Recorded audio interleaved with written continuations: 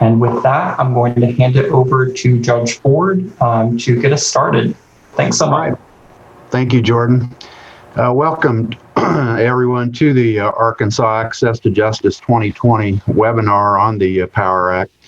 My name is Mark Ford. I am a U.S. Magistrate Judge for the Western District of Arkansas, based here in Fort Smith.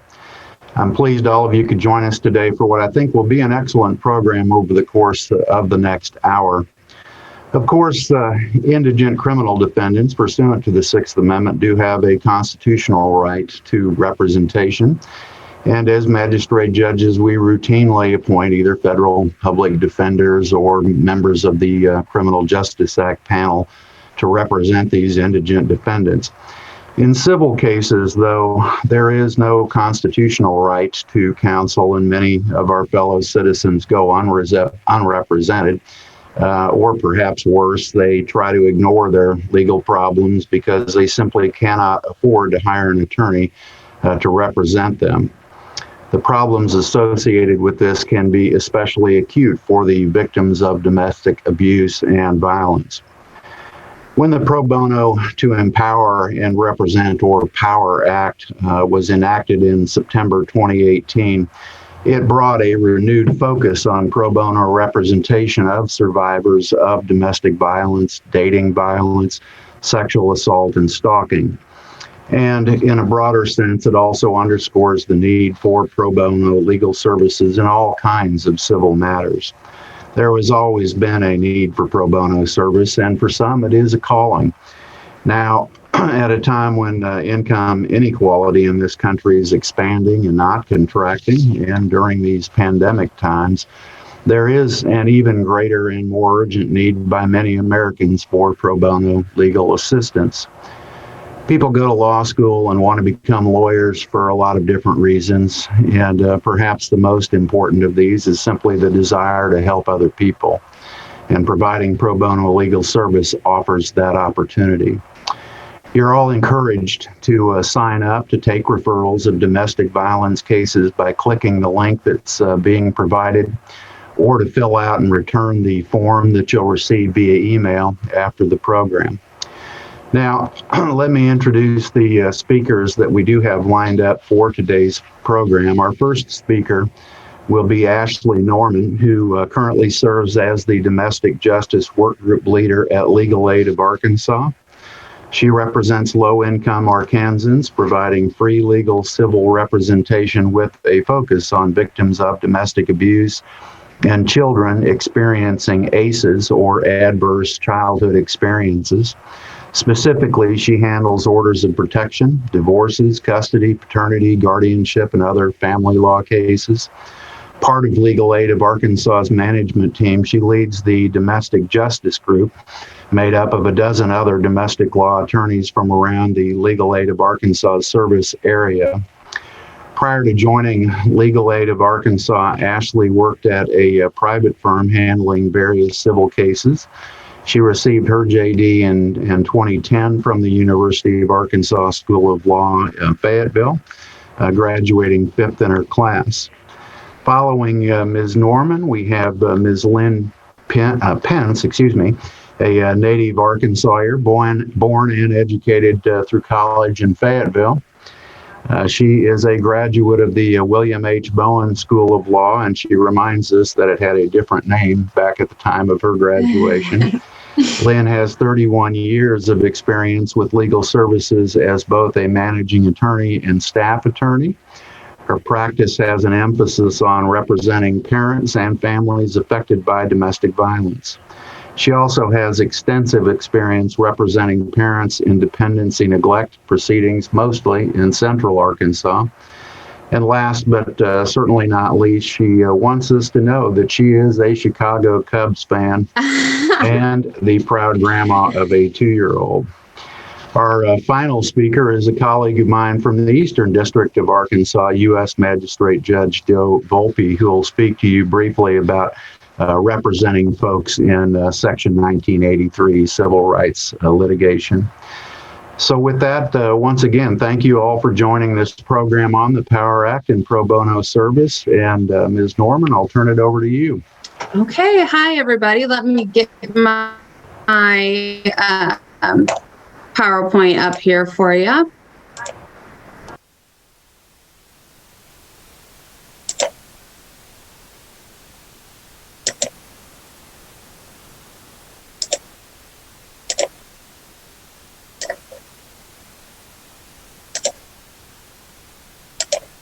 There we go. Okay, so my name is Ashley Norman. I'm at Legal Aid of Arkansas, and thank you everybody for joining us today. This is definitely a subject that Lynn and I are very passionate about, so I really appreciate y'all taking some time out of your Friday to join us. So I'm going to sort of first start telling you a little bit about legal aid, and then a little bit about domestic law in Arkansas in general, and then share some statistics and ways that you can help. So this first slide here is just a real brief history of Legal Aid of Arkansas. It started out as several different organizations, and in 2002, finally, they all joined together to form Legal Aid of Arkansas. And today, Legal Aid and the organization that Lynn is with, we serve all of the counties in Arkansas with free civil legal services. So this is just a little map you can see up here at the top. This is where Legal Aid of Arkansas has their service areas and where our offices are. And then the bottom half is where the center has their offices. So basically, with Legal Aid of Arkansas, we don't have enough resources, as we were talking about, to handle all the different types of cases. So we have to have priorities to basically decide which of these cases we are going to take, because there's such a great need in Arkansas for attorneys.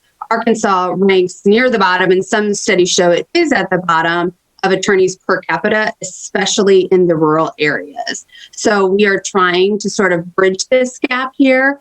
And one of the ways we can do that is try to prioritize which cases to take. So for example, divorce cases, we can't take every divorce case that comes in the door. We prioritize to take those cases where there is a spouse or a child in immediate physical danger. Here's just an example of the guidelines. So we can obviously only take low-income individuals, and this is just a chart that sort of gives you the idea of the eligibility of our client base. And just our funding sources, we have federal funding sources, state funding sources, private donations. We have some grants from private organizations like the United Way, to help us with special grants. And sort of the cartoon there is what the judge was indicating earlier, that there's a right to attorneys in criminal cases, but in civil cases, a lot of times, you're just out of luck. How a client comes into legal aid is they normally come through our helpline. So when they do that, they're checked for income eligibility.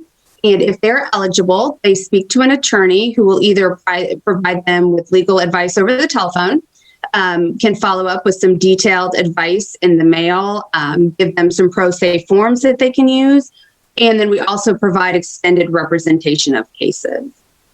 We also do try to refer some of our cases pro bono that can be handled by an outside attorney. Here's just an example of some of the numbers, the amount that just comes into legal aid. So just as many, I'm sure, come into the center. That almost 8,000 clients called. We did 8,000 client intakes last year. 75% of those cases, we were able to provide them with advice or limited services like those pro se documents. In 25% of those cases, we were able to provide an attorney or some extended representation to the client. And you can see there. Oh, go ahead. Do you need to? Sorry to interrupt you. No, you're fine. We had a question from Angela. She wants to know, what are the exceptions when legal aid can represent an undocumented immigrant? So that is going to be sort of tied, I guess, to what we're talking about today. So if they are a victim of domestic abuse, a victim of that crime, we would be able to represent them in the order of protection case. Our top 10, as you can see, the types of cases that we do, mainly are family law cases. Orders of protection are the number 2 types of cases that we get at Legal Aid. Just to sort of highlight, we had 1,114 open order of protection cases last year. So that just sort of shows you the volume of order of protection cases that we're getting just in our service area. I just sort of want to talk a little bit about domestic violence in Arkansas in general. Arkansas actually, unfortunately, I guess, has a really high rate of domestic violence per capita. So you can read the statistics there. About 10 million men and women across the United States are victims of domestic violence every year. And Arkansas is among the top 20 states when it comes to violence against women, and the top 10 when it comes to violence against men, domestic violence. And this other statistic here is really telling. Arkansas ranks 3rd in the number of women who are killed by men in these domestic situations. And actually that number is sort of getting worse, we were 17, then 7th, now we're 3rd. In general, 36% of adults in the state of Arkansas have been victims of intimate partner violence sometime in their life. So this is obviously a real problem in Arkansas. It just to sort of, I guess when I first started this position, I knew that there was domestic violence, but I think it's the volume of cases that I've seen and that is really surprising to me, I guess. So then this slide here just sort of shows, we're going to get into the order of protection statute here in a little bit, but it just sort of shows the dynamics of abuse. And you can sort of keep this in mind as Lynn starts talking about ways to represent clients of domestic abuse. These are just all the ways that an abuser can abuse or take power and control over their victim. So obviously we know that there's actual physical abuse. There's emotional abuse, putting her down, yelling at her, making her feel guilty, humiliating her, isolation, keeping them isolated from their friends, their family, don't let them get a job, using the children is another one that's huge. Basically saying, if you ever leave me, I'll take the kids. It just helps sort of explain some of the question, like, why doesn't she just leave? Why doesn't she take the kids and leave? There's so many reasons why she can't do that. And if you look at the statistics, women are more likely, or the victim of the abuse is more likely to be killed by their abuser if they actually do leave. So most of those, the murder happens after the person has been able to leave their abuser. So we always say that the abuser knows, or the victim knows their abuser the best. So if they think, he says he's going to kill me if I leave, he says he's going to take the kids and run away, I mean, there's a good chance it's going to happen. So just some things to keep in mind as we sort of move forward and talk about how to represent these victims. We have a couple more questions. Yeah, go ahead. So I think you addressed this one a little bit, but Professor Jenkins would like to know what your insights are on the underlying cause of the number of women killed by men, drugs, or other factors. And then Professor Olson asks how the pandemic has contributed to the problem. Okay, I think I missed part of your question. Okay, I see him right here. I think drugs probably definitely, a lot of times the cases sort of involve both things. Like there will be cases where the person is obviously a violent abuser and also on drugs. But I'm sure there's a connection there, but I definitely see just as many cases where the woman is killed and drugs aren't any part of it. So as far as the pandemic, at the beginning, and this is my experience, and Lynn, I'm sure can talk to it as well. At the beginning of the pandemic, there was it went down substantially. People were stuck at home. They couldn't call. They couldn't get out. People who normally see abuse, teachers, different things like that, they weren't around the children or other people to report abuse. I am seeing it, I think, go up now where people are able to get out and get some help, because I think being at home, being in a stressful situation, if somebody's lost a job or something like that, has increased the amount of abuse. And now we're sort of seeing people talking about it and stepping out and reaching out for help now. And I would also say many of the shelters right now are not accepting residents. Yeah. So that cuts down on safe places to go. And I also would say, as far as drugs and alcohol being contributing, my view is that domestic violence and battering is learned behavior.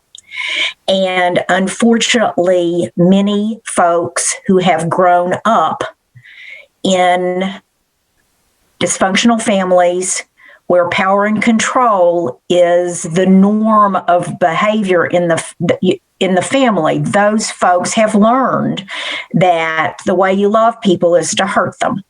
And that's why often, just stopping drinking, just stopping using drugs. What intense therapy, in my view, is what is necessary. Yeah, I agree with that. And that, just stopping the drinking or whatever isn't going to solve the problem. And while you guys are answering questions, Christopher asks how often you deal with cases that involve an abuser and a victim across state lines. And I am located in Northwest Arkansas, so Missouri's right here, Oklahoma's over here, so I see a lot of that, honestly. So there is some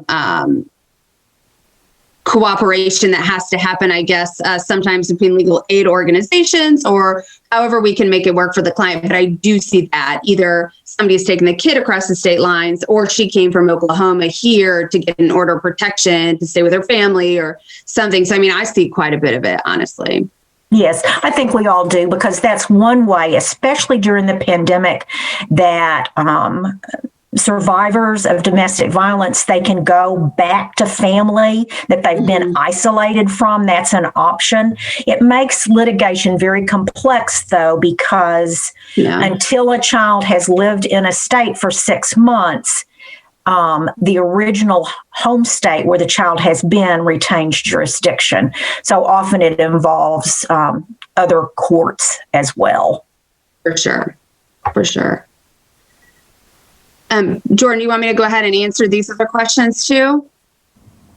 I think let's move on, and when we get to the end of your presentation, we'll do another few questions. Sure. Yeah, no problem. So basically, you can see there is a lot of, as you see more and more of these cases, you're going to find that the behaviors are very similar. Like, you hear the same kinds of stories over and over again. So that sort of moves into, let me get to my next slide here, Laura's Law. So basically, you probably all know a little bit about this, but there's a Laura's card and Laura's Law. So basically, Laura's Law requires that when an officer responds to a domestic violence situation, they ask the victim a set of specific questions. Does he own guns? Has he choked you before? Is the abuse getting worse over the past, however length of time? And these questions are there to assess the risk.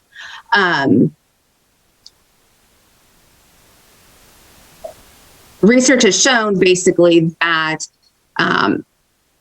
answering these questions, you can tell how likely the person is to be killed by their spouse. So somebody whose spouse has choked them before, they're 10 times more likely to get murdered by their spouse. Somebody who owns a firearm or has easy access to weapons, they're 5 times more likely to be killed by their spouse. It's sort of almost every single time it goes in a specific order. Like, there's pushing and hitting, then there's pulling hair, then there's choking when you can't breathe anymore. And it just continually gets worse. So the police are there. They're supposed to sort of help them. And then they give them what's called a Laura's card, which is information, shelter information, people they can call so that they have access to that. Because if you think about it, part of the control is that they don't have access to their friends, their family. A lot of times they'll make the victim share a phone with them. So they'll take the phone when they go to work, so the victim doesn't even have a phone to call when she's at home by herself during the day. So this gives them access to that information. And one of the things the police should tell them about is getting an order of protection. And an order of protection, I wrote the statute out there so y'all can look at it later if you want. But in Arkansas, under the statute, domestic abuse is defined as physical harm, bodily injury, or the fear of physical abuse or sexual abuse between household or family members. So obviously we know there's a lot more that goes into domestic abuse, but the purpose of this statute is to try to prevent violence in the future. So it's focused on keeping people safe, basically. So when you go to file for an order of protection, you can file for not only an order of protection against your spouse, a former spouse, somebody that you have a child with, so like the intimate partner violence, but also anybody you've ever lived with. So a roommate, an uncle who used to live with you, somebody that you cohabitated with, or even you just had a dating relationship with. So it really covers a lot of different types of people. So when somebody wants to go file for an order of protection, they go to their local circuit clerk's office. Oftentimes shelters will help them do this, or they can call legal aid or the center and we can sort of walk them through this. But they're going to get their forms at the courthouse. They can go and file one either in the county that they reside in, the county that the abuse occurred in, or the county that the respondent can be served in. And this is useful because, like we were talking about, a lot of abuse victims will go stay with family members in another location, and they may not want the abuser to know where they are. So they can go back to wherever the abuser lives and file it in that county, and the court will still have jurisdiction. When they fill out the petition, they basically write out an affidavit of what happens and why they're asking for this order of protection. And then it goes to a judge to be reviewed. The judge will either grant them an ex parte order of protection, a protection order that will cover them until the hearing date, or they will give them a notice of hearing, which means they have no ex parte protection, but there's still going to be a hearing on the petition. A petitioner who asks for an order of protection cannot be charged any filing fees or service costs associated with the order of protection. There is something in there that later, if a judge were to determine that abuse allegations were false, they can assess costs at that point. But I've never had that happen. I do not see, people normally don't lie about this. It's a lot to go through to be making it up. So I've never had that happen. I have had people I think who have lied to me, but for the most part, most people are telling the truth and should be seeking an order of protection.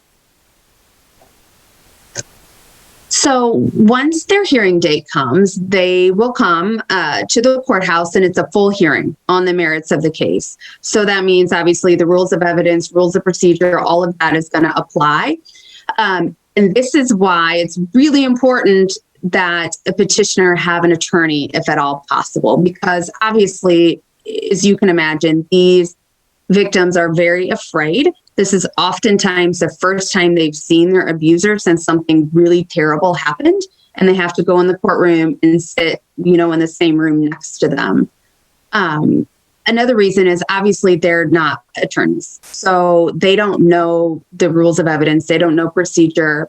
They may have photographs or medical records or, police reports, and they don't know how to get those into evidence, or they don't understand hearsay. So they're like, I have this police report. Why, and it's really hard for them, obviously, to represent themselves pro se.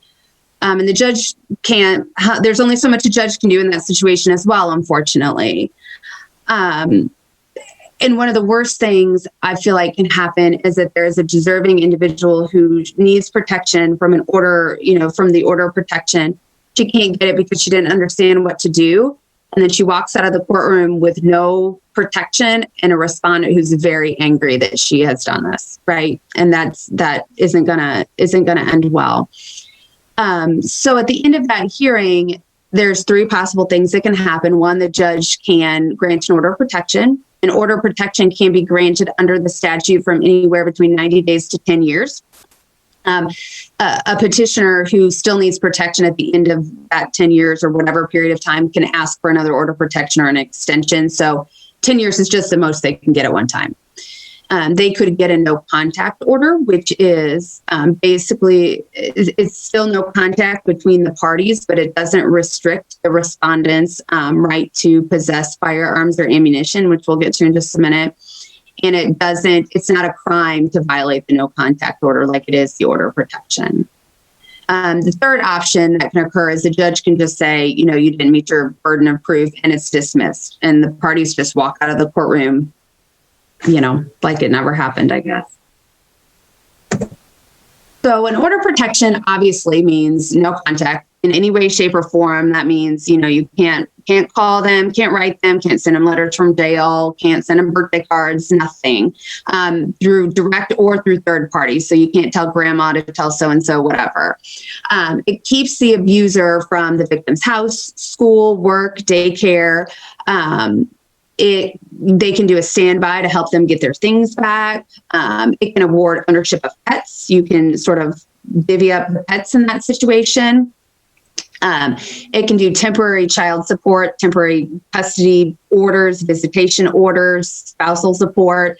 Judges can sort of be creative here. We've had times where judges have ordered the respondent pay to get the locks changed on the apartment or, whatever.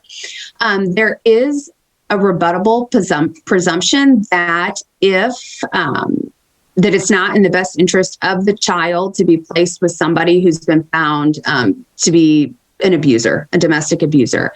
That obviously can be overcome by other evidence, and the judge is going to, do his best interest determination. But there is that presumption there. So just to sort of know that as you go forward with divorce cases or whatever after you get your order of protection. If the order is violated, first, if a petitioner violates the order of protection, they should not be arrested by law enforcement, right?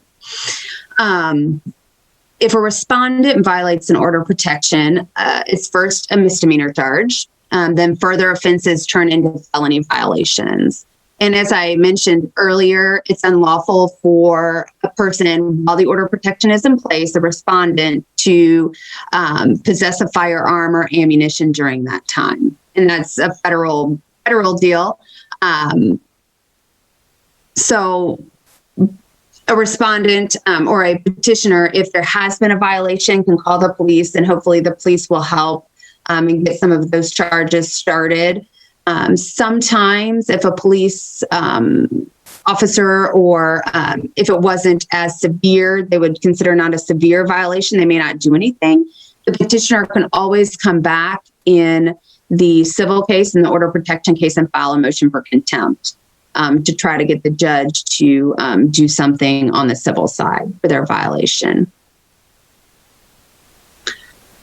So that's, I can answer some additional questions, but here, if y'all, we were sort of talking about if you're interested at all in helping with pro bono opportunities at all, you probably already know that you can hook up with the Legal Services Organization and get some CLE credit for volunteering.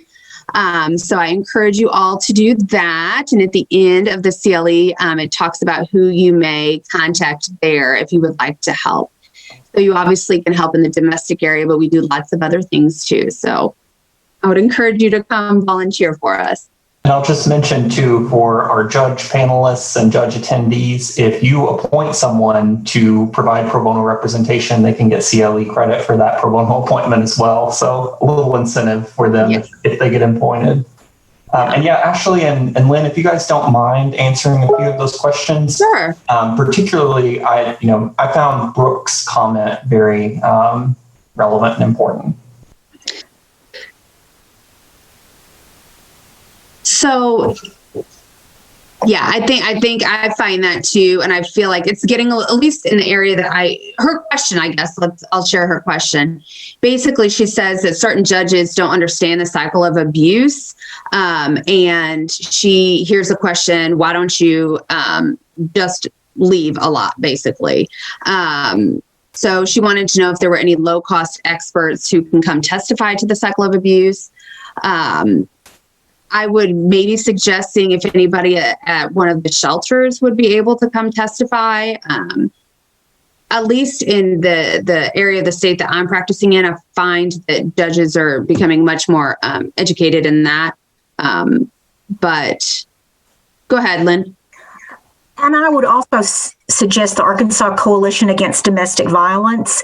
Their director often, she would come free of charge, or some of the advocates, and I think they could be qualified as experts. They would not charge anything. So you can just Google that. That's a resource as well. I think our program works cases that are slightly different than Ashley's program, but in, divorce cases involving domestic violence, therapists are wonderful as expert witnesses. Counselors, Absolutely. Mm-hmm. So those are some free of charge folks who would come to court, I think, without payment. I was going to talk about, mentioned, I've done something really bad now. Can y'all still see me? Turned off my screen. Okay, well, the opioid crisis, I think, contributes in a specific way to domestic violence. With my clients, I often my clients, there's kind of the triad of mental health, domestic violence, and substance abuse, because many persons of low income do not have the resources to seek mental health treatment, so they self-medicate. And so I often see substance abuse as an additional factor to overcome when representing this very fragile population. Mm-hmm. I also was there's a question, I'll just read this one. With the Johnny Depp and Amber Heard situation, the public has become more aware of domestic abuse against men. Do you provide resources for them? How can men stay safe and provide safety for their children in that situation?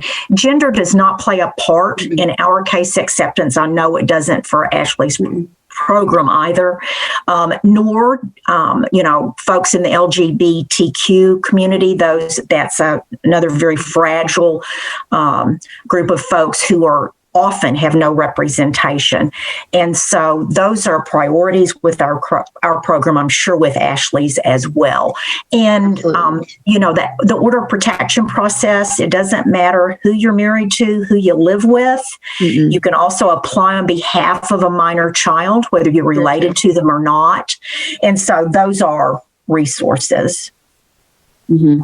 Yeah, we definitely, it does. And I have several clients who are men, and I mean the process is exactly the same. A lot of times husbands trying to get orders of protection on behalf of their children, the process is exactly the same. All right, Lynn, I think we're ready for your part of the presentation. Okay. Well, I'm Lynn Pence. I'm with the Center for Arkansas Legal Services, and Jordan is going to help me with the slides. So go ahead, Jordan. These first few slides are really, Ashley's program. We're sister programs. We just provide services in different parts of the state. Go ahead, Jordan. Our funding comes from many of the same sources, as well as some grants for violence against women. We have money for disaster aid in specific counties along the Arkansas River.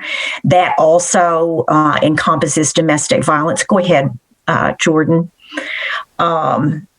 And as Ashley and Judge Ford have emphasized, the need for legal services, especially in rural Arkansas, is largely unmet.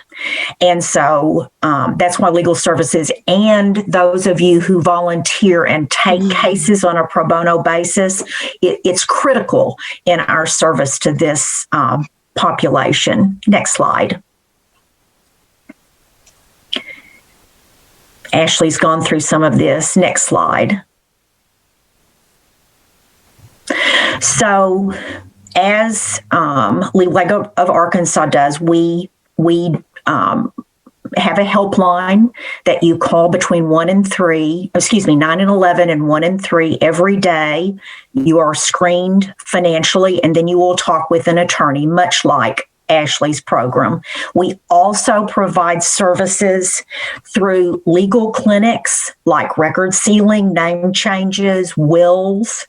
Often those are targeted populations: first responders, the LGBTQ community, veterans. We also do these sorts of presentations to not only judges, but to domestic violence shelters. And the huge one, as Ashley has already mentioned, is recruiting and referring to our volunteer attorneys. Jordan, go ahead. So these are our case priorities. Domestic violence, as far as family law is concerned, there must be danger to the applicant and or children. We also, as you can imagine, are doing lots of housing right now. Our priorities are for marginalized populations. These are the kinds of cases we do. Next slide, Jordan. So these are, we do divorces and orders of protection. We provide some representation in juvenile court occasionally since the statutes now provide that representation will be appointed for low-income persons from whom the child is removed. Occasionally, we will represent a non-offending parent. And then we do lots of guardianships, lots of powers of attorney. Go ahead, Vern. Next slide. I'll kind of go through these kind of rapidly. These are the special populations that we have priorities for representing. Next slide. But our programs have an incredible amount of online resources, as well as some pro se information. We have online for a fillable online pleadings, so folks can file their own uncomplicated divorces, as well as name changes and uncontested guardianships. I think the biggie is that in our fact sheets, there's information on hundreds of different areas of the law for folks that we cannot do anything other than give advice. Ashley's gone over this. Keep going, Jordan. Here's how you get in touch with this. Okay, and I've mentioned this a little bit, but we have special priorities right now for our natural disasters, which will include COVID, and then the flood. Next slide. Okay, I wanted to talk about the kind of special needs of folks who have been survivors of domestic violence, because this is, I find, a particularly difficult group of folks to gain trust, understandably, and you really cannot provide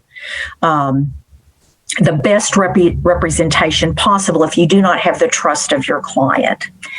This population of folks, often because they have lived in abusive situations for decades, they don't understand what abuse is and that they have been abused. I had a case fairly recently where the order of protection petition and affidavit were really pretty much blank. She was not able to articulate what was happening. And because she didn't have broken bones Instead, he had just choked her to the point of passing out several times, because in the home where she grew up, bones were broken. She didn't understand what danger she was in because her partner, her husband, choked her to passing out on several occasions. So when you're interviewing, first interviews, it's not possible now really to do in-person interviews, but when we can go back to that, I think these kinds of representations take way more time than what we are used to spending on a case. And to try to avoid re-victimizing the survivor through, gathering police reports. If there's abuse to a child, the child advocacy centers have interviews with children that are recorded. Again, there's this, why didn't she just leave? And Ashley has mentioned the many reasons, many of them economic, where part of the education one should provide to one's client is how to be safe, and why with Laura's card it's so important that folks understand that one must prepare to safely and successfully leave. Hiding some money, hiding important documents like birth certificates, driver's license, an extra set of keys, changing the settings on your cell phone so that he cannot track you. Things that I don't ever think about, but which play a huge role in a successful separation. And again, as I mentioned, the shelters are not accepting residents now. So the choices are even fewer. That's why it's so important, this very last paragraph, to be familiar with the resources in your area. You need to know, where there's, faith-based organizations that help with clothing, food, sometimes money for a hotel stay. All of those things are critical in this type of representation. Next slide.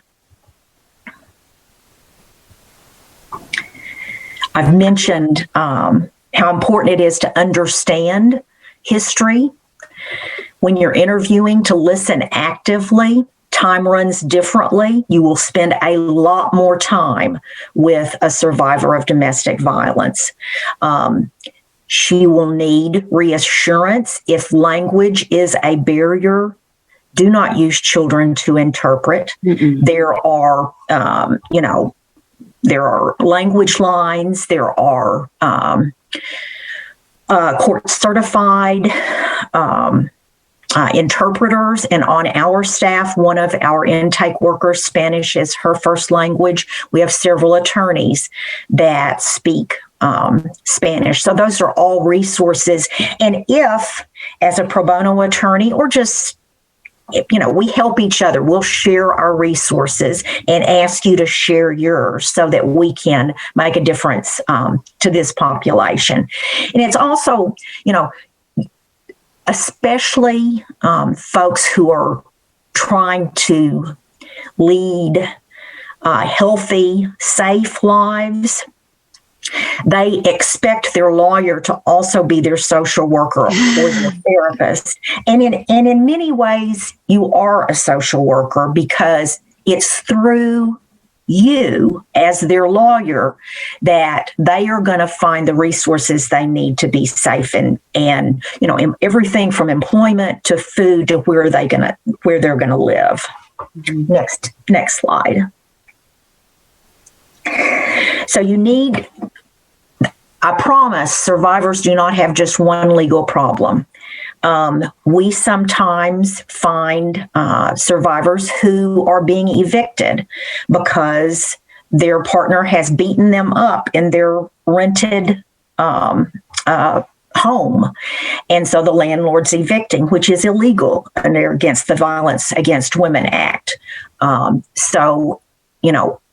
Lawsuits are filed, but often a call to a landlord to help the landlord understand that you can evict him, but you can't evict her and her children or him and his children.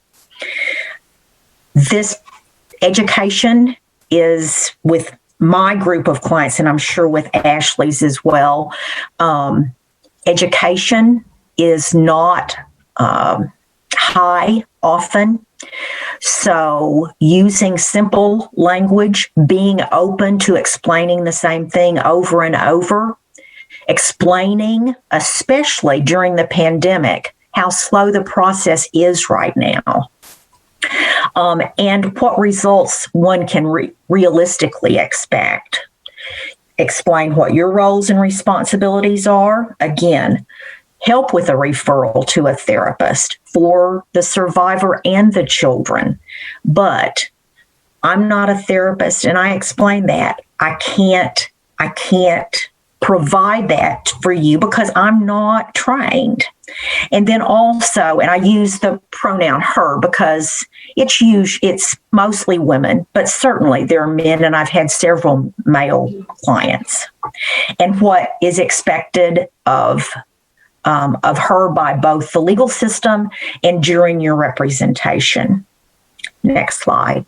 Lynn, before we go to the next slide, I do have to launch the attendance verification poll now. So for all the attendees, I apologize. We do have to do this. If you don't mind, you can click any answer there. You'll have about a minute to respond, but we just have to do this now.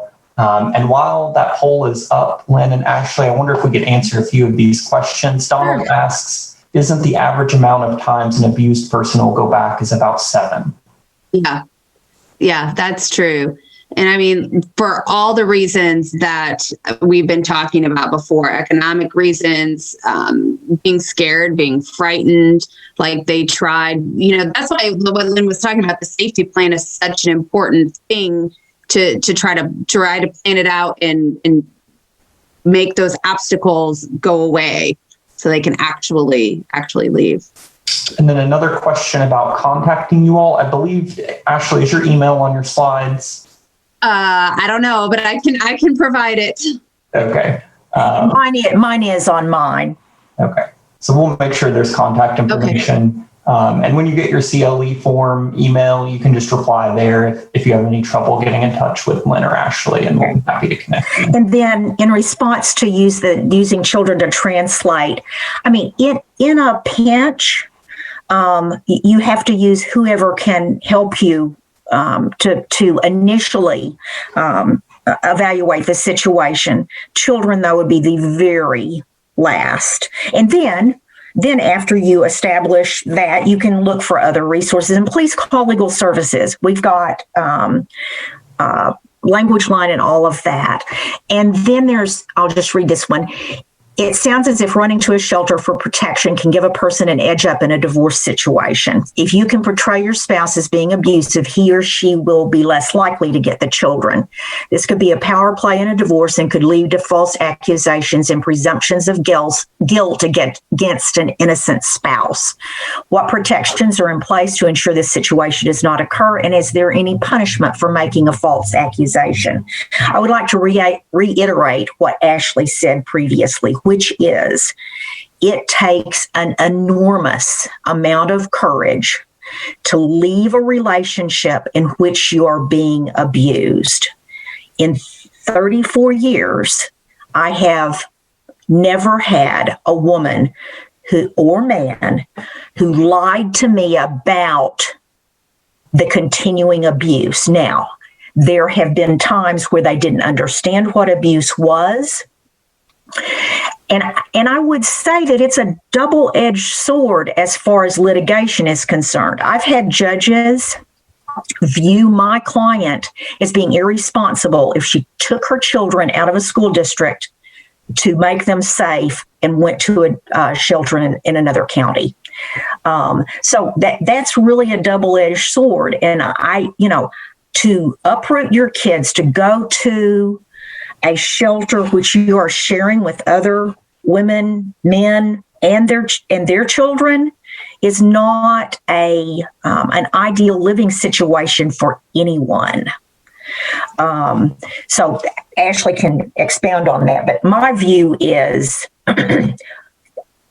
it just doesn't happen very often. And I'm not sure. I'm sorry. Just one more reminder before you answer, Ashley. We've got about 15 more folks who haven't verified their attendance. This is your last chance. If you want CLE credit, you've got about 30 more seconds. Sorry, again, we have to do this, and I'll turn it back to you, Ashley. Oh, I was just going to say, I in doing this, I have not found that either. I find that I don't get people who are coming and just making it up. They may have applied for an order of protection, and what occurred to them maybe didn't rise to the level of an order of protection. Like there was a lot of verbal abuse or other things that didn't fit under the statute, but they didn't come to me lying about it. And I would say that I would give a lot of credit to the judges too. I feel like they're really good because it's a full hearing. So, you have testimony, you have witnesses, you have evidence, you have all this stuff. And I feel like the judges are really good at assessing the situation, assessing the witnesses, and making a good ruling. And there is in that statute, technically, if the judge does find that someone has just made all this stuff up, they can be made to pay costs and fees and stuff. But like I said, I haven't had that happen.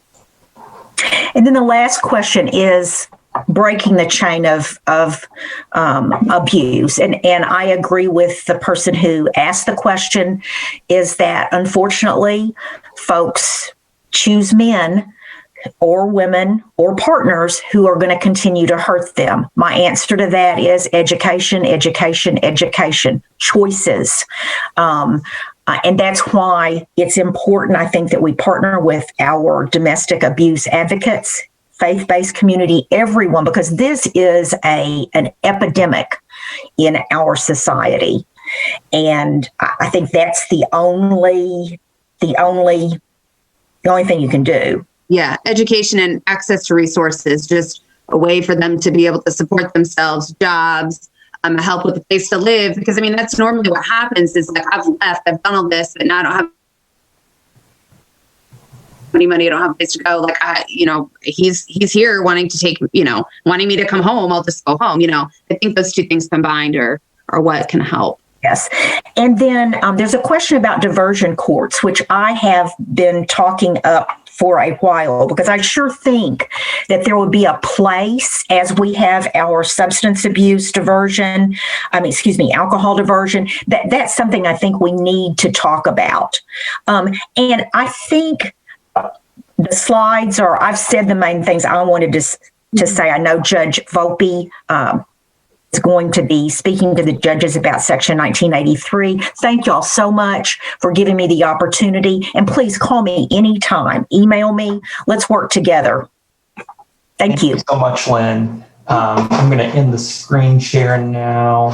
Judge Volpe, we've got about 5 minutes for you. And if anyone has questions they'd like Lynn, Ashley, or any of our other presenters to answer, go ahead and post those and we'll try to get to them after Judge Volpe. Well, thank you, Jordan, and everybody. I appreciate the few minutes of time. It seems a little misplaced that I'm going to talk to you a little bit about 1983 appointments, or what we'd hope is for lawyers that would be willing to step up and take these assignments.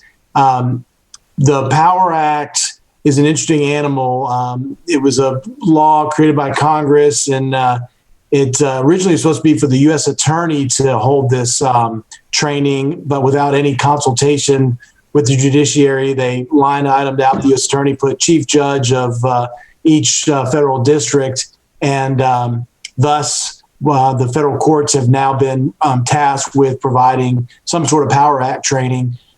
Then, interestingly, some guidance came down and said, well, there might be ethical implications if we're basically, advocating one point of law. So if you'll indulge me and let me talk to you a little bit about something completely different, but something that is quite necessary in both the Eastern and the Western districts of Arkansas, and that is for lawyers to be willing to take appointments in these Section 1983 primarily pro se prisoner litigation.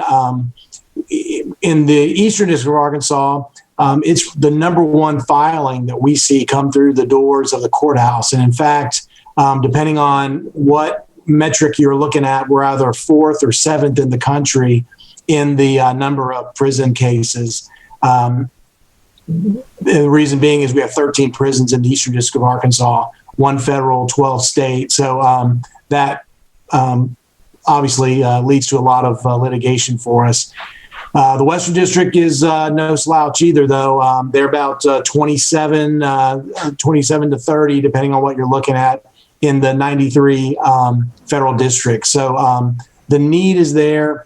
And essentially what happens is we handle the cases all the way through summary judgment phase. And if the case survives summary judgment, and almost, not always, but very, very high percentage of them are excessive force cases, then those cases will be set for trial either before the magistrate judge or the district judge, depending on if there's a consent or not. And that's when, once it passes all through the motions phase, and it, the case clears all those hurdles, and it actually has to be before a jury to adjudicate the question of fact. And like I say, generally it's whether or not there was excessive force. That's when we would like to see lawyers come in and help us with these cases. There are some judges that will try the cases without a lawyer, and I used to do that. But I'll tell you, it's really unfair to the litigants because, an individual unrepresented can muddle their way through a trial. But the cases where we do appoint lawyers and we do have representation on both sides, it really does provide for a much more just process. And so for those of you young lawyers especially, it's a great opportunity for you to get some jury experience. They're not complex matters. It may require you to do a little bit of travel because you got to go visit with your client. But the courts are very, very grateful for that service. And you're allowed to get your expenses paid. You aren't able to do a fee, or I guess if you win the case outright, the law is pretty tough on the amount of money that a lawyer can get in any case. But you're probably not going to get rich off of the deal, but we do need it. And it's like I say, I think it's a rewarding experience. For those of you that might be in firms, I find that it's a great opportunity for your younger associates to have some trial experience. And it's like I say, it's very, very needed. And anything you all can do to help us out in that regard. If you're interested, please feel free to contact me, or you could contact any of the courtroom deputies for either the magistrate judge or the district judges or the clerk of court. There's a number of ways just to raise your hand and say, hey, I'd be willing to do this. Like I say, especially if you want to reach out to me, I can give you my cell number, and it's 501-454-9034. Feel free to call me or text me, and I'd be glad to talk to you a little bit more about how you might go about volunteering for these cases. And thank you for your time and attention on that. Thank you, Judge. Ashley and Lynn, it looks like we've got one more question, and I think we have just enough time for that one to be answered before the time's up. Well, I'll start because my son is a rookie cop with the Conway PD, and I can tell you that he is very anxious to do his job. And I think, because all he has is his cell phone, his personal cell phone, to take pictures of injuries. And of course, you need those for a proper investigation. But I think, through I would, if your city government is a quorum court, mayor, police chief, disposable cameras, or just say, we're all in this to keep people from getting murdered. So how do we do that? Do you need money for cameras? Yeah. I think that those are all really good suggestions.